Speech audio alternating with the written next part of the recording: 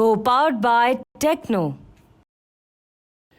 जो बात मौलाना साहब ने कही उसे यतीमा भी रुकना होगा, उसी सिरे को पकड़ के मनीष समाजवादी पार्टी ने भी खेलने की कोशिश की। मैं फिर दोहरा दूं, 1 लाख करोड़ नहीं, 85 लाख करोड़ रुपया राजीव गांधी से लेके मुलायम सिंह से लेके अब तक गंगा के लिए आ चुका, और सब कहाँ गया अब मेरे कहने की जरूरत नहीं। ठीक, इसलिए हमको आंकड़ा ना बताओ बाबू, हमें तो तब से आंकड़ा पता है। ठीक, गंगा में तो रुपया ही बह रहा है और सब बाल्टी भर भर के ले गए। 4 बार तो आप ही की सरकार रही।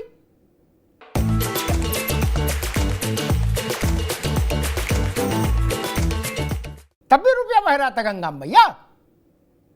और ये जो तर्क दिया जो मौलाना साहब ने दिया था, उसी को दूसरे शब्दों में समाजवादी पार्टी लाई है। बोले भाई साहब गंगा में लाश बहती मिलती है तो आप पेशाब नहीं पी सकते। गजब तर्क है यार। बोले नहीं, आपको जूस में पेशाब में क्या दिक्कत है, गंगा का पानी नहीं आचमन करते आप। ये भोला तर्क है, ये अभद्र तर्क है, ये भारत की अस्मिता के साथ छेड़छाड़ करने की कोशिश है। मैं तो हैरान हूं, कोई राजनीतिक दल ऐसा तर्क दे सकता है? आज इस बात का क्या प्रसंग है कि अयोध्या में किसने जमीन खरीदी? अयोध्या में जमीन खरीदने पर रोक है कि थी किसी की? आज भी रोक है क्या मनीष जमीन खरीदे या रत्नाकर जमीन खरीदे? कोई रोक है क्या? कोई रोक है क्या? सरकार ने उसको रोका हुआ है कि वहां जमीन नहीं खरीदी जाएगी। एक लाइन रटा दी जाती है, बोले जाओ इसी में खेलो। तर्क तो देख लो भाई। और आज इस विषय का लेना देना क्या? आज विषय है, आप छद्म रूप से छुपकर हमारे खाने में अपना थूक क्यों डालना चाहते हैं? गंगा साफ नहीं हुई, आसमान में पोल्यूशन है, गाड़ी में पंचर है, इन सब बातों से आज क्या लेने देना? सारी बातें ठीक है आपकी।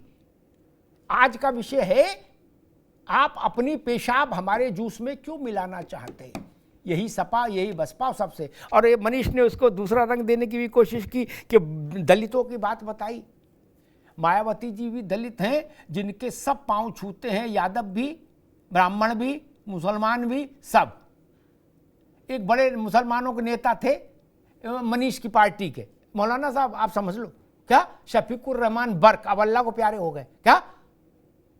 वो एक बार पार्लियामेंट से भाग गए, वॉकआउट कर दिया लोकसभा से। बोले वंदे मातरम जनगण मन में हम खड़े नहीं होंगे। क्यों? बोले इस्लाम इजाजत नहीं देता। शाम को हमारे शो में आ गए ऐसे, हम भी बरसों से शो कर रहे हैं यही बहस के काम। हमने कहा क्यों नहीं खड़े हुए भाई? बोले इस्लाम इजाजत नहीं देता। मैंने कहा मायावती के यहां जाते हो तो मायावती आपको सलाम करती है क्या आप? बोले हम। मेरे आधा झुकते हो ना, कबर पूरी झुका लेते हो ना, बहन जी क्या उसकी इस्लाम इजाजत देता है? और यहां ज्ञान दे रहे हो कि अल्लाह के आगे किसी के सामने झुकते नहीं हम, अल्लाह के अलावा। मनीष बाबू, हमको मालूम है जन्नत की हकीकत क्या है भैया। अवधेश पासी क्या कौन नहीं खाता? कौन नहीं खा रहा? उनका रुबाब कम है क्या? कहां का किस्सा बता रहे हो भाई आप? इसलिए ये ऐसी बातें नहीं। और आज मूल विषय, कोई भी इस देश में किसी भी झूठे तर्क के सहारे इस बात की को सिद्ध नहीं कर सकता, उसके औचित्य को सिद्ध नहीं कर सकता कि आपको बाध्य है पेशाब मिला जूस पीने के लिए। और अगर आप मना करोगे तो आप लोकतंत्र के विरोधी हो जाएंगे, गंगा जमुना के विरोधी हो जाएंगे, नहीं भाईचारा के विरोधी हो जाएंगे ना भाई साहब। रत्नाकर सिंह जी, मसला वही, आपको किसी जाति के हो, किसी धर्म के हो, किसी मत मजहब पंथ के हो, आप सार्वजनिक उपयोग के खाद्य सामग्री में मानव अवशिष्ट यानी ह्यूमन वेस्ट क्यों मिलाना चाहते हैं? मैं उस मानसिकता के खिलाफ खड़ा हूं। उस पर रोक लगनी चाहिए। तो बताया जा रहा है कि वो आप एक धर्म को टारगेट कर रहे हो।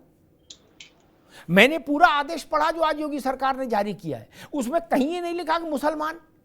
मौलाना साहब, उसमें कहीं नहीं लिखा मुसलमान ना।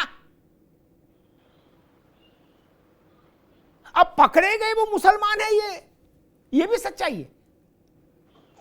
जो पेशाब का कार्यक्रम चला रहे थे और थूक का।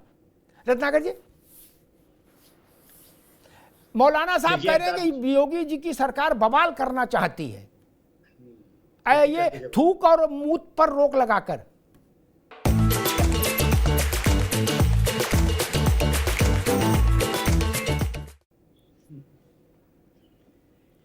अमिताभ जी देखिए, मानसिकता तो इन लोगों की पहले से ही उस तरह की है कि बहुसंख्यक समाज को किस तरह से उनके 30 त्योहारों पे मीट मुर्गा का, पहले भी आपने देखा होगा, दुकानें लगाना, सामने मंदिर के सामने मीट मुर्गा का जो है पकाना, अगल बगल में धार्मिक अनुष्ठान के समय जो है इस तरह का बर्ताव करना, जिससे कि इनके धार्मिक अनुष्ठान में विघ्न बाधा पड़े।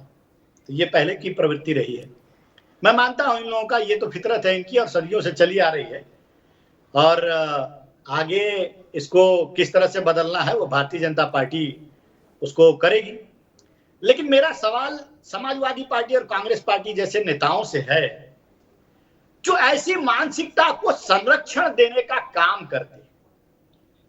अगर इस तरह के मौलाना मौलवी कहते हैं कि आप खाते हैं मांस मदिरा खाते हैं, भैया हम खाते हैं, कुछ लोग हैं जो खाते हैं, इसका यह मतलब नहीं कि आपको राइट मिल गया कहीं पे कि आप थूक करके खाना हिंदुओं को दीजिए या उसमें पेशाब करके खाना हिंदुओं को दीजिए, यह आपको अधिकार तो नहीं मिला है।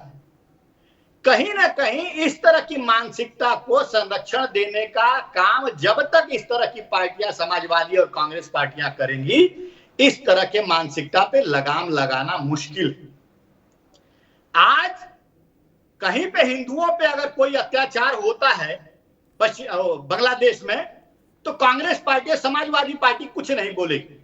लेकिन फिलिस्तीन और गाजा पट्टी में अगर आक्रमण होते हैं, वहां पे मारे जाते हैं लोग, तो इनके दिल में दर्द उभरने लगता है।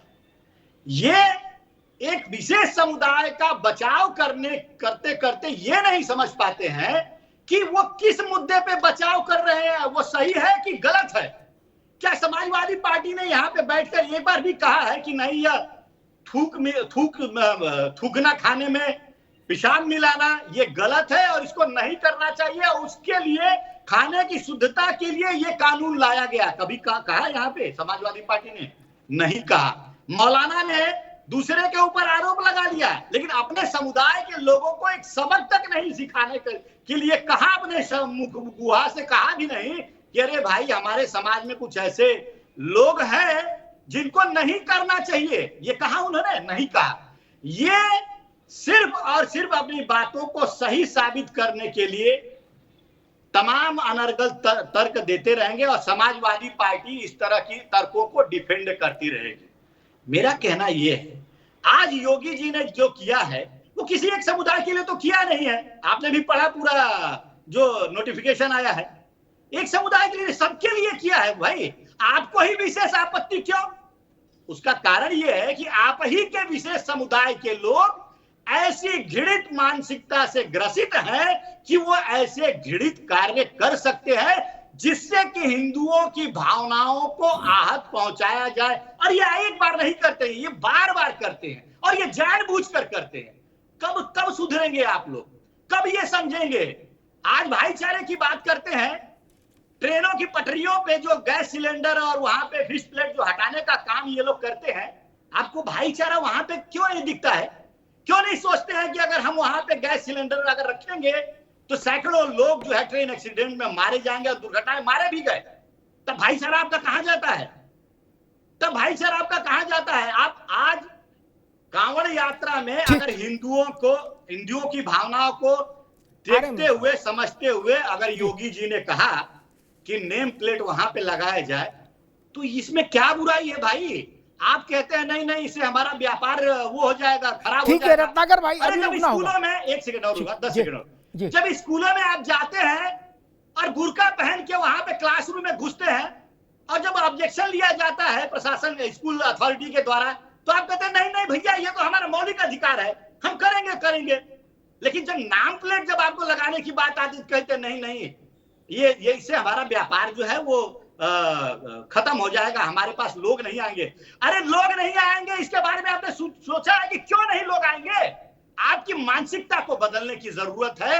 आपके जो भाईचारे की दृष्टिकोण है ना, उसको बदलने की जरूरत है। और समाज में साथ चलने की जरूरत है। थूक कर खाना देंगे तो अनेकों बार, हजारों बार आपके ऊपर तोहमत लगेगा, और उस तोहमत को हटाने का, मिटाने का, खत्म करने की जिम्मेदारी आप जैसे बुजुर्गों की है, जो अपने समाज में बैठते हैं। उनको सिखाइए, समझाइए कि ये क्या कर रहे हो तुम। ठीक है रत्नाकर बाबू, रुकना होगा, रत्नाकर जी रुकना होगा। मैं मौलाना साहब के पास चलूंगा। मौलाना साहब, आप ही के पास आ रहे, हिंदू हो चाहे मुसलमान, कोई किसी भी चीज का मीट खाए क्या, लेकिन कोई स्वीकार कर सकता है क्या कि भाई मीट वाली प्लेट में 100 मिलीलीटर पेशाब भी डाला जाएगा? कोई स्वीकार करेगा? फिर इस बात का क्या लेना देना? ह्यूमन वेस्ट खाने में क्यों डाला जाए, मसला ये है। और इस पूरे कानून का, आपने कहा था कि आप एक कौम को घेर रहे, पूरे कानून में, पूरे निर्देशों में कहीं ये तो लिखा नहीं कि मुसलमान ऐसा करें और हिंदू ऐसा ना करें, या हिंदू ऐसा करें और मुसलमान ऐसा ना करें। फिर क्या आपत्ति थी मौलाना साहब? इसका भी स्वागत नहीं हो सकता था क्या? आपको लगा है बवाल हो रहा है? देखिए अग्निहोत्री जी, आपका शो साउथ के लोग देखते हैं, और साउथ के लोगों की हिंदी उतनी अच्छी नहीं होती, मेरी भी हिंदी उतनी अच्छी नहीं होती है। आपके शो में आकर के मैं कम से कम आपसे तो थोड़ी हिंदी सीख गया हूँ। अब मैं आपसे एक बात, आप मेरे मुंह में बात डाल रहे कि मैंने पेशाब का जस्टिफाई किया। ये भाजपा के प्रवक्ता को तो शो खत्म होने के बाद मैं अनुरोध करूंगा कि इनका दिमाग के डॉक्टर को बताएं, चेक कराएं। मैं कहता हूं कि यूरिन, पेशाब अगर कोई मिलाता है तो वो अपराध है, जघन्य अपराध है। मैं कहता हूं आजीवन कारावास की सजा दे दो। मगर बार बार आप घूम फिर के कह रहे हैं एक वर्ग बेच रेलवे ट्रैक पर सिलेंडर रखता है। अरे अयोध्या के अंदर तुम्हारे लोग ही पकड़े गए थे जो मस्जिद के अंदर साजिश करते हुए, मथुरा के अंदर तुम्हारे लोग पकड़े गए, चाइना में जासूसी करते तुम्हारे लोग पकड़े गए। अगर हिंदू मुसलमान मैं कर नहीं पा रहा हूँ, तुम भाग खड़े हो गए। मैंने पीएचडी किया है, मैंने बाल यूं ही सफेद नहीं किया है। मैं बताना चाह रहा हूँ कि हिंदू गलती करे या मुसलमान गलती करे, किसी को एक चश्मे से देखो, गलती करने वाला गलती करता है। मैं अभी आप गोमती रिवर के पास जाइए, कितने लोग बैठ करके सोच करते हैं, मैंने खुद देखा है। तो क्या हिंदू मुसलमान की आप जस्टिफाई करेंगे? गोमती का पानी गंदा है उसकी जस्टिफाई करेंगे? चार बाग पर कौन कौन लोग पान खा करके थूक रहे हैं? अरे हजरतगंज पर मैंने देखा है पान खा करके थूकते हुए, तुम्हारी कौम के लोगों को थूकते हुए क्या जस्टिफाई करोगे? ये सब छोड़ो, गंदगी जो भी फैला है, जो पेशाब करता, देखिए इस्लाम के अंदर नमाज पढ़ना, इबादत करना, उससे ज्यादा साफ सफाई रखना है। अगर जो कोई साफ नहीं है वो मुसलमान नहीं है। जिसने जूस के अंदर पेशाब मिलाया, मैं कहता हूं कि उसको आजीवन कारावास की सजा दे दो। जो गंदगी फैलाता उसको सजा दे दो। मगर हर वक्त भाजपा की नजर में एक वर्ग विशेष, एक वर्ग, मुझसे ज्यादा तुम साफ हो। तुम कितने मरतबा नहाते हो? मैं 5 मरतबा नहाता हूँ, 5 वक्त वजू करके नमाज पढ़ता हूँ। तुम पेशाब करते हो खड़े, पानी हम धोते हैं। अब मैं उतर जाऊं रात पर, हरकतें करना छोड़ दो। मोदी योगी जी कह रहा हूँ, तुम्हारे विचारों से शुद्ध होना सबसे जरूरी चीज है। 8 लोग जो विचारों से शुद्ध नहीं हो आप लोग, विचारों से अशुद्ध हो, इसलिए इस तरह की घृणित जो है कार्य करते हो आप लोग। आप लोग थूकते हो खाने में, पेशाब करना, ये क्या दर्शाता है? ये आपकी घृणित मानसिकता दर्शाती है, विचारों की अशुद्धता दर्शाती है, जो आप कभी नहीं दूर कर सकते। विचारों की शुद्धता रखिए, तन की शुद्धता बहुत मायने नहीं रखती, विचारों की शुद्धता बहुत मायने रखती है। खानों में थूकना, पेशाब करना, ये आप लोगों के विशेष समुदाय के विचारों की अशुद्धता दर्शाती है। और इस अशुद्धता को दूर करने का काम मौलाना जी आपका है। आप समाज में जाओ और बोलो कि इस तरह की गंदगियां न फैलाए। विचारों की अशुद्धता को दूर करने का काम आपका है। आप क्यों नहीं कर रहे हैं काम? आपको करना चाहिए।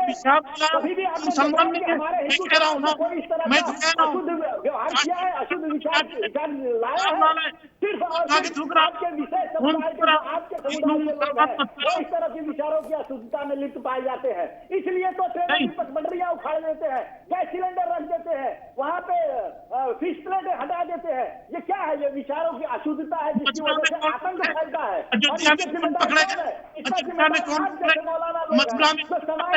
चाइना से जासूसी करते करने हुए का काम करते हैं, जो समाज में नौजवानों को गुमराह करने का काम करते हैं, जो विचारों से अपने अशुद्ध विचारों से नौजवानों को गुमराह करते हैं। अगर आप लोगों ने ऐसे नौजवानों को गुमराह नहीं किया होता तो इस तरह के वीडियो फुटेज आज समाज में देखने को नहीं मिलता।